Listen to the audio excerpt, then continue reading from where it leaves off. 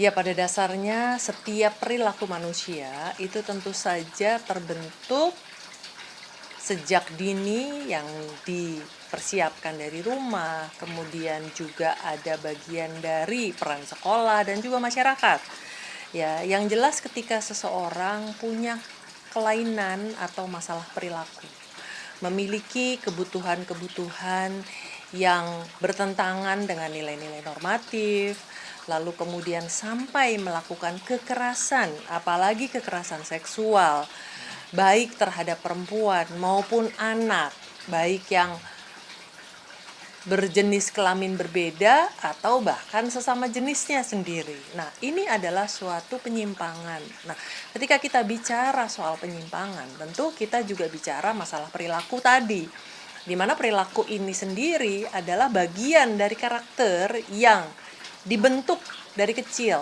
Jadi kalau kita bicara tentang pelaku kekerasan seksual, itu kita bicara tentang profil pelaku yang memang memiliki karakteristik-karakteristik khusus, terutama di dalamnya adalah masalah kemampuan untuk mencerna, memahami, pengetahuan tentang hukum, ketidakmampuannya mengendalikan emosi, ketidakmampuannya mengendalikan dorongan-dorongan dari dalam diri, ketidakmampuan untuk menahan diri, mengambil keputusan-keputusan yang didasarkan kepada cara berpikir yang panjang, bukan karena pendek begitu saja. Nah, persoalannya juga ada pemahaman terhadap rasa kemanusiaan. Ya, nah ini seringkali terjadi bahwa kekerasan seksual itu terjadi mulai dari yang paling ringan, yang tadi begal ya.